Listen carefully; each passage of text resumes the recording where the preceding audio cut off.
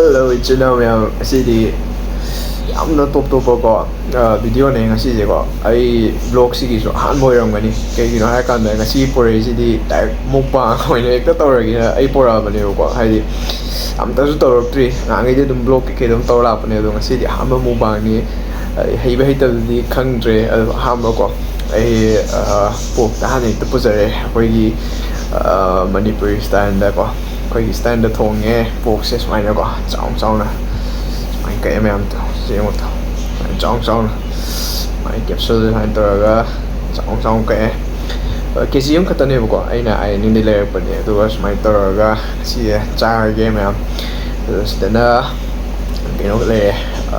Soft drink ꯑꯃ ꯂꯩꯔꯦ ꯏꯁꯤꯡ ꯂꯩꯔꯦ ꯑꯗꯨꯒ ꯆꯝꯄ꯭ꯔꯥꯁꯦ ꯁꯨꯡꯉꯒ ꯆꯥꯔꯒꯦ ꯑꯩꯈꯣꯏꯒꯤ ꯁꯤꯗꯤ ꯋꯥꯠꯄ ꯌꯥꯗꯦꯀꯣ ꯁꯤꯁꯦ ꯆꯥꯁꯦ ꯑꯗꯣ ꯑꯩ ꯄꯨꯔꯥꯗꯤ ꯆꯥꯕ ꯌꯥꯔꯔꯣꯏ ꯍꯥꯏꯗꯤ ꯊꯕꯛ ꯀꯩ ꯈꯔ ꯆꯦꯟꯊꯣꯛ ꯆꯦꯟꯁꯤꯟ ꯇꯧꯕꯅꯤꯅꯀꯣ ꯍꯥꯏꯗꯤ ꯀꯩꯅꯣ ꯇꯧꯔꯔꯣꯏꯕ ꯑꯗꯨꯗꯤ ꯃꯌꯥꯝ ꯆꯥꯕ ꯍꯧꯔꯒꯦ ꯀꯨꯏꯔꯦ ꯄꯣꯛ ꯆꯥꯈꯤꯗꯕꯁꯦꯀꯣ ꯑꯗꯨꯅ ꯉꯁꯤ ꯑꯃꯨꯛ ꯆꯥꯔꯦ ꯃꯇꯝ ꯀꯨꯏꯔꯕꯩ ꯇꯨꯡꯗ ꯑꯗꯣ ꯆꯥꯔꯒꯦ ꯃꯌꯥꯝ ꯆꯥꯔꯒ ꯀꯃꯥꯏꯅ ꯇꯧꯕꯅꯣꯁꯨ ꯌꯦꯡꯉꯒꯦ ꯑꯗꯣ ꯉꯁꯤ ꯄꯣꯛꯁꯤꯁꯨ ꯑꯗꯨꯝ ꯍꯥꯎꯅꯤ ꯊꯥꯖꯩꯀꯣ ꯑꯩꯗꯣ ꯁꯨꯃꯥꯏꯅ ꯆꯥꯎꯅ ꯂꯩꯔꯦ ꯆꯥꯕ ꯍꯧꯖꯤꯜꯂꯁꯦ ꯌꯥꯝ ꯍꯧꯖꯤꯟꯗꯕꯤꯗꯀꯣ ꯁꯤꯗꯒꯤ ꯇꯣꯠꯄ ꯍꯧꯔꯒꯦ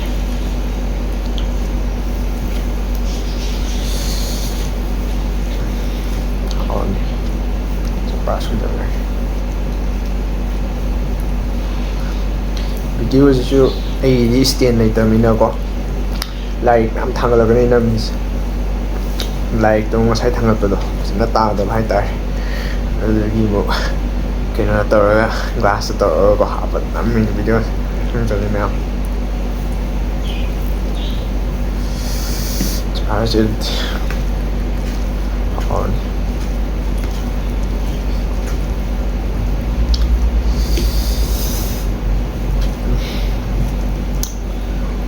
ꯃꯄꯨꯝꯁꯦ ꯍꯥꯡꯗꯣꯛꯇꯕ ꯃꯌꯥꯝ ꯑꯗꯨꯝ ꯑꯗꯨꯃꯥꯏꯅ ꯆꯥꯕ ꯍꯧꯔꯒꯦ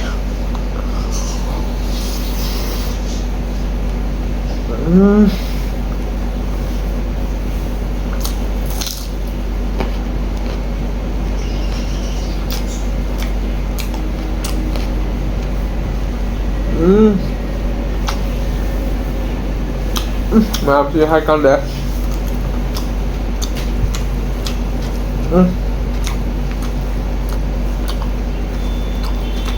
ꯋꯦꯗꯔꯁꯤꯒ ꯁꯨꯃꯥꯏꯅ ꯇꯧꯔ ꯆꯥꯔꯦ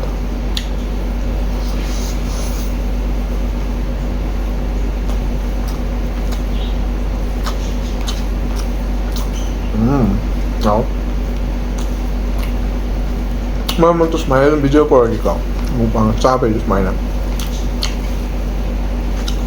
ꯕ꯭ꯂꯣꯛꯁꯨ ꯄꯣꯔꯛꯑꯒ ꯁꯨꯃꯥꯏꯅ ꯑꯗꯨꯝ ꯆꯥꯕꯩꯁꯨ ꯄꯣꯔꯛꯀꯦ ꯇꯤꯜꯍꯧꯁꯦ ꯍꯥꯎꯋꯦ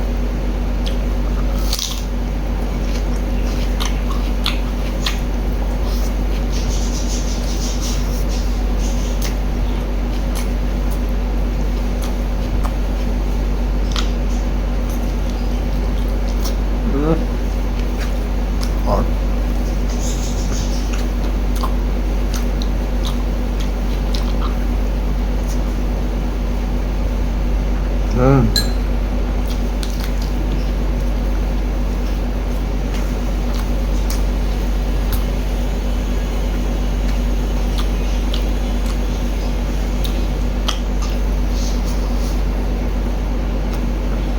This is hard.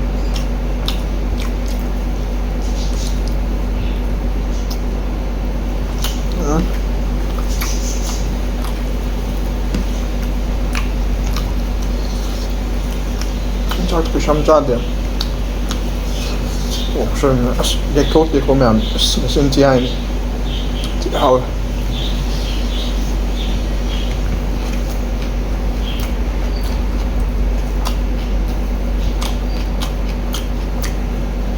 ꯍꯥꯎꯋꯦ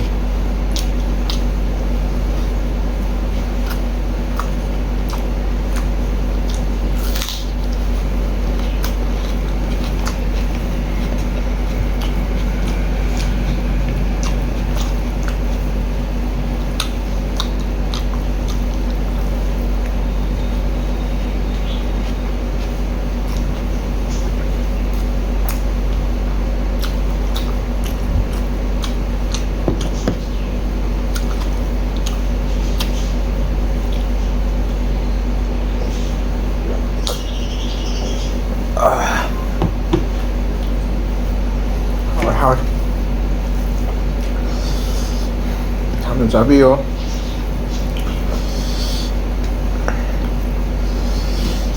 ꯑꯣꯛꯁꯦ ꯑꯩ ꯍꯥꯟꯅꯗꯤꯀꯣ ꯀꯩꯁꯨ ꯌꯥꯝ ꯀꯥ ꯍꯦꯟꯅ ꯆꯥꯔꯝꯗꯦ ꯍꯥꯏꯗꯤ ꯌꯥꯝ ꯏꯁꯥꯅ ꯄꯥꯝꯕꯁꯨ ꯑꯣꯏꯔꯝꯗꯦꯕ ꯑꯗ ꯁꯨꯝ ꯆꯥꯕ ꯇꯧꯔꯛꯄꯗꯩꯗꯤ ꯑꯩꯈꯣꯏ ꯏꯌꯥꯝꯕꯅ ꯈꯔ ꯇꯝꯕꯤ ꯑꯗꯒꯤ ꯑꯩꯈꯣꯏ ꯁꯥꯏꯅ ꯈꯔ ꯇꯝꯕꯤ ꯆꯥꯔꯤ ꯑꯣꯛꯁꯦ ꯐꯖꯔꯦ ꯁꯤꯗꯤ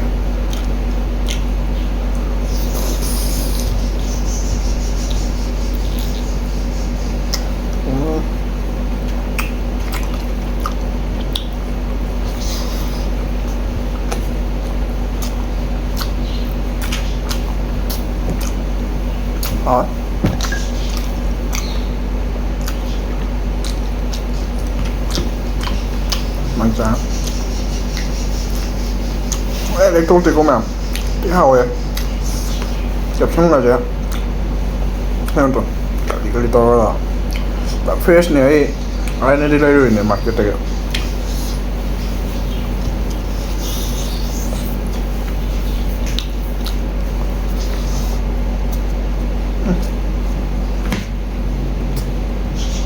하우 남들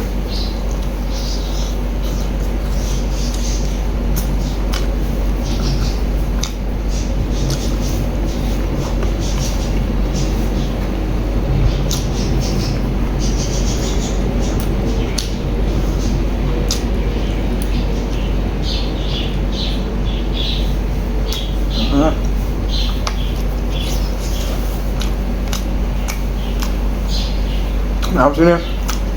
엄마 그럼 볼게요. 비디오 나와가지고 혹시 하면 저는 하이웨이 때문에 강조하면 반짜래. 이제 anh làm rồi cái khác ở đây sẽ yêu cầu bếp phải phải ăn sao thuốc rồi bảo chắc có thể mình đi cái đấy nữa cũng có thằng đó khác nhưng mà sẽ video sao rồi lại cái rồi một thằng một kia blog support kia rồi mà nó mua bằng một thằng cha vậy có seafood kia cái rồi sao chơi cái không có cái thằng hao nó sẽ một thế này có sộp trên năm thật tốt kìa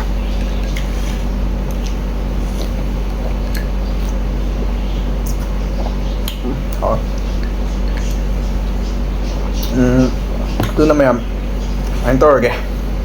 khi để ấy sẽ ngâm chơi vào trả sân mà sorry từ đó thanh gì thì vẫn nói trai kìa vẫn thong ở rồi còn mà cái thong đời cái gì đấy giờ khi để hàng gì nữa ấy rồi cái nó tốc độ kìa có rồi khi thì em phải để sân chơi cái video gì em sẽ like subscribe và share cho làm món ꯑꯗꯨꯒ ꯑꯩꯒꯤ ꯊꯪ ꯇꯥꯕ ꯑꯩꯒꯤ block ꯑꯗꯩꯗꯤ ꯑꯩꯒꯤ ꯁꯨꯃꯥꯏꯅ ꯆꯥꯕ ꯈꯣꯠꯄꯒꯤ ꯗꯦꯂꯤ ꯂꯥꯏꯐ ꯃꯌꯥꯝꯁꯦ ꯄꯨꯟꯅ ꯆꯠꯃꯤꯟꯅꯔꯒ ꯌꯦꯡꯃꯤꯟꯅꯁꯤ ꯃꯌꯥꯝ ꯑꯗꯨ ꯉꯁꯤꯒꯤꯗꯤ ꯂꯣꯏꯁꯤꯟꯖꯔꯒꯦ ꯕꯥꯏ